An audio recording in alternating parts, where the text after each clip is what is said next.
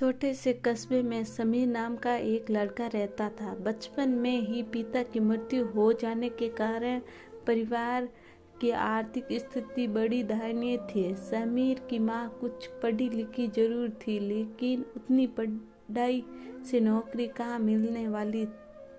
जो घर घर बर्तन मांज कर सिलाई बुनाई का काम करके किसी तरह अपने बच्चों को पढ़ा लिखा रही थी। समीर स्वभाव से थोड़ा शर्मिंदा था और अक्सर चुपचाप बैठा रहता था।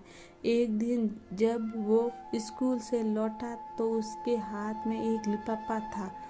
उसने माँ को लिफाफा पकड़ाते हुए कहा, माँ, मास्टर साहब ने तुम्हें लिए एक चिट्ठी भेजी, जरा देखो तो इसमें क्या लिखा है।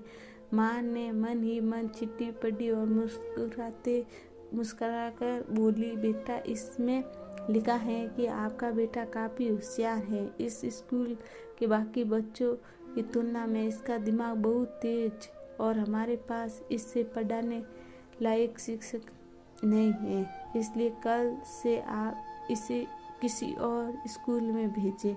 ये बात सुनकर समीर को स्कूल ना जा सकने का दुख हुआ, पर साथ ही उसका मन आत्मविश्वास से भर गया कि वो कुछ खास है और बुद्धिमान त्वर है।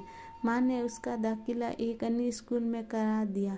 समय बीतने लगा। समीर ने खूब मेहनत से पढ़ाई की। आगे चलकर उसने स्वीजेंट परीक्षा भी पास की और RS ऑफिसर बन गया। समीर की माँ अब बूढ़ी हो चुकी थी और कई दिनों से बीमार भी चल रही थी और एक दिन अचानक उनकी मृत्यु हो गई। समीर के लिए ये बहुत बड़ा घातक था। वो बिलखत कर रो पड़ा। उसे समझ नहीं आ रहा था कि अब अपनी माँ के बिना वो कैसे जिया। रोते रोते ही उसने माँ की पुरानी अलमारी खोली और हाथ में उनकी माला, चश्मा और अन्य वस्तु लेकर चूमने लगा। उस अलमारी में समीर के पुराने खिलौने और बचपन के कपड़े तक संभाल कर रखे हुए थे। समीर एक एक कर सारी चीजें निकाल लगा और तभी उसकी नजर एक पुरानी चिट्ठी पर पड़ी। दरअसल ये वो चिट्ठी थी जो मास्टर साहब ने उसे 18 साल पहले दी थी। नम आंखों से समीर उसे पढ़ने लगा। आदरणीय अभिभावक, आपको बताते हुए मैं अफसोस हो रहा हूँ कि आपका बेटा समीर पढ़ाई में बेहतर कमजोर है और खेल कूद में भाग नहीं लेता है।